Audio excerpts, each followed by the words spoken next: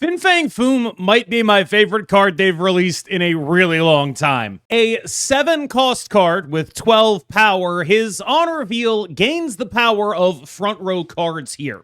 This makes him an absolute monstrosity of a card. 7 energy is not very difficult to get to. I think the biggest point of comparison for Fang Foom is the Infinaut. Now, the Infinaut does have War Machine that allows you to cheat it at 620. But between the amount of good ramp cards we have, such as Electro, Wave, even cards like Pixie, you will likely be able to get Fang Foom out fairly easily, and he doesn't need another card for you to actually seriously play him. You just need to be playing the ramp stuff you are already interested in doing. Corvus Glaive, Electro, Luna Snow. All of these things have pretty good stats and will allow you to play a Fang Foom on the final turn of the game. Of course, you can also do the other cool thing you can do with a really big 7-cost guy, and that is reanimate him with either Hela or Ghost Rider. In addition, his on reveal is a pretty big part of his power. So there are going to be also some decks that are looking to, say, Esme Kaku, a copy of this card, or generate various versions of it so that they can repeat the on reveal. I've even seen people messing around with Kid Omega Firehair on a Fang Foom. I can't 100% vouch for it, but it is indicative of the fact that there is a lot to do with this card that isn't just playing him as a very large man. However, it is no surprise to longtime viewers of this channel that my favorite deck to play is Ramp. Ever since I became a little bit more of a phone gamer, I have loved my sort of flowchart aggro decks. I love playing stuff where I make 2 decisions the entire game, and neither of them actually mattered, but I probably win anyway.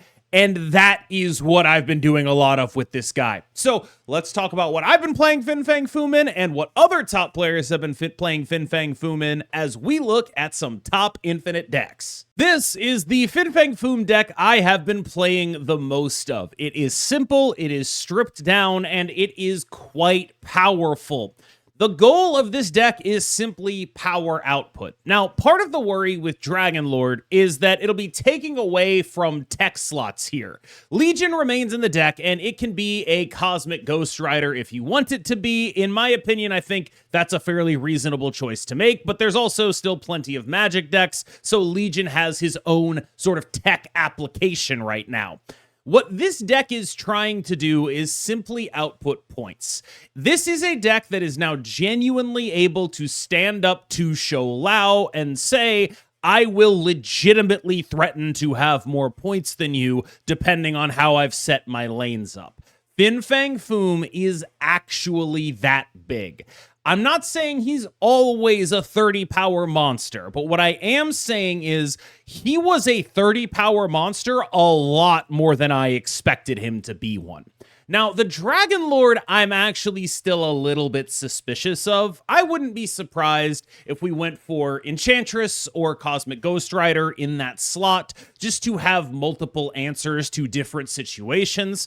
I've been playing it more as a I want to optimize for all of my points kind of thing, but there are often enough bad hits in your hand that Dragon Lord is more a 50%er or 75%er than he is a guaranteed output card. I have enjoyed him, but with the change to how I've sort of put the early game together here, he's been a little less good and a little more clunky than I would have expected, because whenever you have a choice between him and, say, Blink, or him and, say, War Machine, you're basically always choosing the other ones, and if that's true, then I'm not sure how much utility he actually has, except in cases where your hand is just all big guys. You play, like, Electro into him, and he lets you do, like, really cool stuff.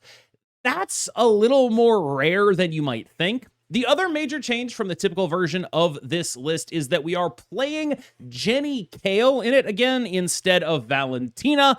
I think this makes a lot of sense just on the grounds of this will let you accelerate into your 5s and 6s a little bit earlier. It does lose out on a little bit of like, oh, I missed my 3, so I'm gonna have to play this 4 that I got from Valentina instead. But I think a lot of the time when you're doing that, you're probably just losing anyway. So we're just gonna try to not do that.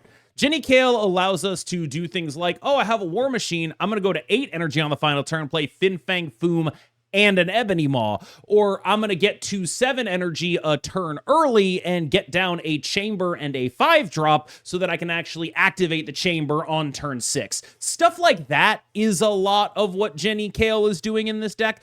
I think I have found that I prefer her over Valentina in the current configuration. This is definitely still a deck that can clunk a little bit if you're not, like, your 3s are the most important part of this deck, and we have made the curve pretty big, and there are going to be games, and I've definitely had a couple of them, where your hand is just like all the expensive cards and no ramp, and you're like, interesting, I guess I lose.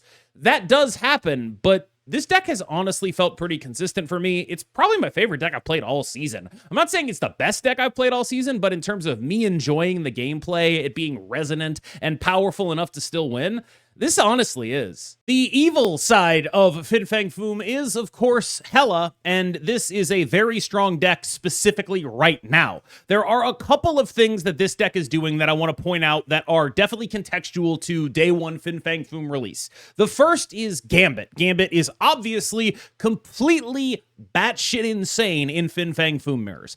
Absolutely amazing. You are playing against a bunch of decks that are playing like one big guy a turn. Gambit eats a guy. Phenomenal thing to do. Second thing going on here is Iron Man, another amazing way to win Fang Foom mirrors. Basically unbeatable in a Fang Foom mirror, to be completely honest with you. So I think of this Hela list a lot as like, okay, if you want to play against people who are playing like the ramp Foom list and you want to eat them alive, that's what you're doing here. Now, you do have a pretty notable Stardust weakness, which I noticed a lot of Stardusts yesterday when I was playing Fang Foom. There was a lot of like, I'll play an Electro, someone will snap, and it'll be a Stardust because they're like, oh, I'm going to blink it. Couple things going on there is with the ramp deck, it's like, I would rather play War Machine anyway. So if I have a War Machine on 5, I'm just not blinking the Electro. The second thing going on there is the Stardust is a meaningful consideration for this deck, which is why it's Giganto over the Infinaut, so that we can actually reasonably be a ramp deck with Corvus Glaive if all of our stuff can't come back to the board with Hela. This allows us to overload the left lane with Giganto and then rely on Fang Foom with our 7 energy from the Corvus Glaive to win another lane. Is it a perfect strategy? No, but it is why there is a Giganto in here instead of the Infinaut. Another place that Fang Foom has been showing up is in the Fallen 1 combo deck. Now, this deck, I think, has been a little bit underrated for a while. Like, you'll notice that if you watch my tier list videos and look at my tier lists on Twitter, I've been a lot higher on this deck than other people have, and a lot of the reason for that is that it's just a deck that's very hard for a Sholau deck to ever really beat. You just do a bunch of really dumb, big stuff. You never have priority, and because you don't have priority, they basically just lose the game. Now, they do occasionally have Cosmo, but if they're not a Cosmo deck, they just get eaten alive by Man Spider combo stuff, and it just works basically every single time. I think this deck is really good. I really like that this Pixie build of it gets the magic stuff out of there. The number one thing I hate about combo decks in this metagame is being reliant on magic. So we have a Pixie build of the deck. I believe Cougar put the work in here, but I would be remiss if I didn't mention that this is just sort of basically Derek's shell of the list. There are a couple of different versions. Hydro Man goes in, Hydro Man goes out, Majestic Wingbeat goes in, Majestic Wingbeat goes out. Largely, a lot of them look kind of like this, though, and the goal is basically create large man, Taskmaster large man. Whether you create large man via Fang Foom or create large man via Man Spider, a lot of that is viable. What I do wonder about, though, is Fang Foom actually, like, is that better? Like, do we need redundancy in large men? I buy that we could use it. I'm not saying it's like making the deck worse. I just feel like this deck was already like kind of really good. And now people are like, oh, I put the new card in this deck and it's really good. And I kind of think the deck was already really good. You can also just chuck Fang Foom in Arishem. That's what you do with Arishem. After all, this deck, of course, naturally gets to 7 energy, which means you can just play the deck with the card in it. I think people have been very off Arishem recently because Arishem is pretty god-awful in combo metas and pretty god-tier in mid-range metas. And we are pretty heavily into a combo meta thanks to what Sholau has done. Sholau has established itself as just being bigger and harder to interact with than any of the mid-range decks in a sort of bounce-ish, Hela-ish manner. So a lot of the things that this deck wants to eat with its energy advantage are not really on the menu at the moment. There aren't a lot of mid-range decks running around for this deck to farm.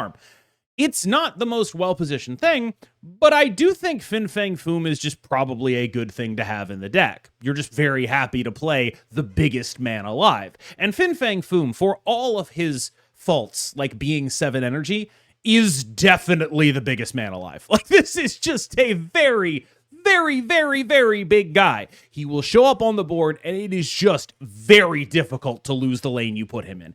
Extremely difficult. Now, Fang Foom is a limited card. Despite being pretty powerful, he is only going to be doing things in a very specific way. You are either getting to 7 energy, or you are cheating him out. So let's talk about a couple of alt builds of previous builds in this vein, so we can cover the bases on them. This is another Danish Hela build. This one a little bit more experimental.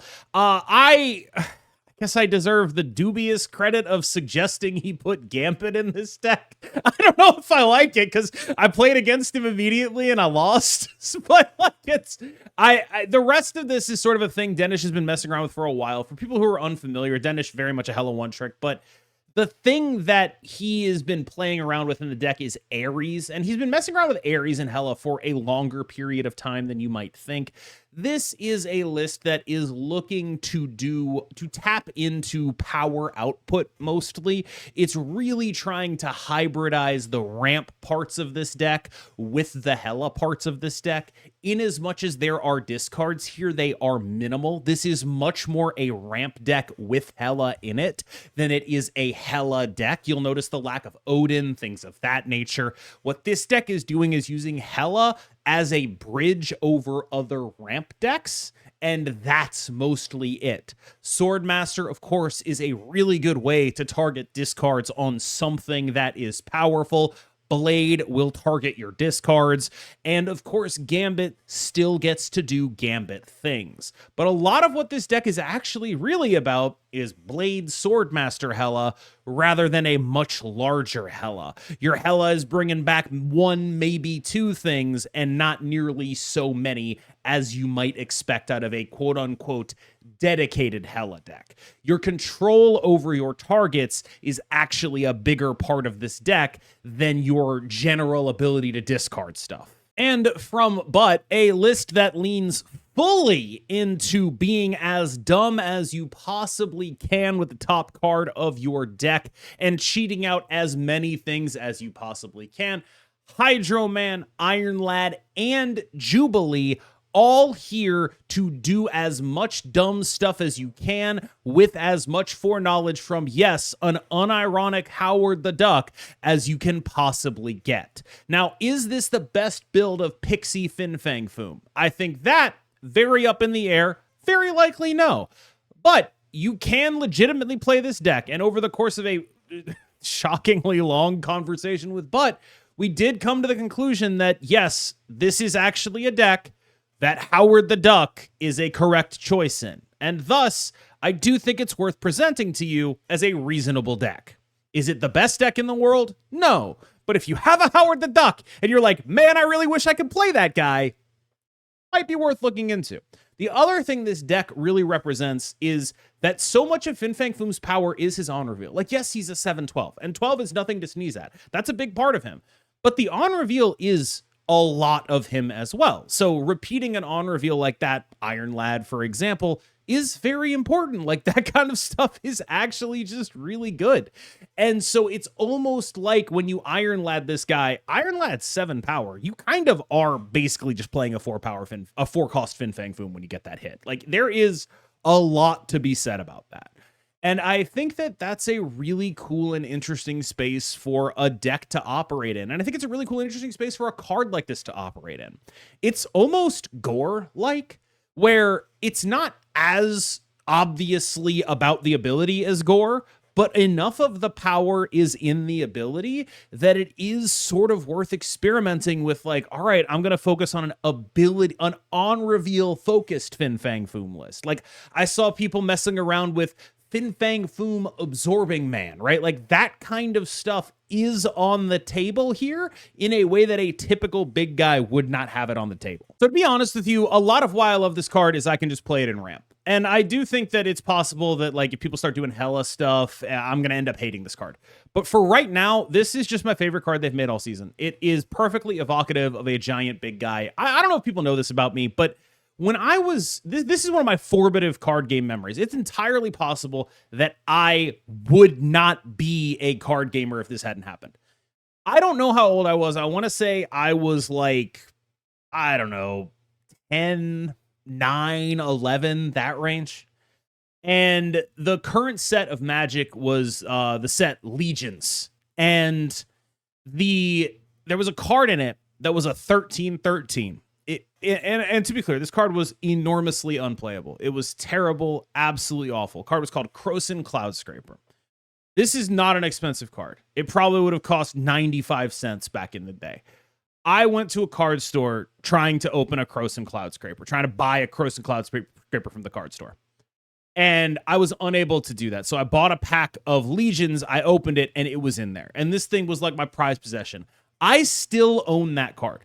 That Krosan Cloudscraper is still in my collection. The whole reason I liked it was just it was this really big guy. I never actually played it. It was just, this is a really big guy.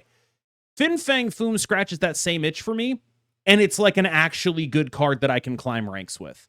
Perfect card for me. It is a perfect fusion of the Timmy in me from when I was a child who just wants to, like, play a big guy, and the Spike in me where, like, this is actually a card that is winning me games. I feel amazing about it. Obviously, I like the ramp versions of the deck way more than I like the combo versions of the deck because they appeal more to that Timmy version of me.